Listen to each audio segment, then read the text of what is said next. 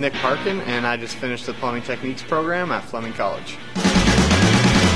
What do I do with my hands? Well, I decided to take this program mostly because my friend took the program and had a good time with it, and we talked about it.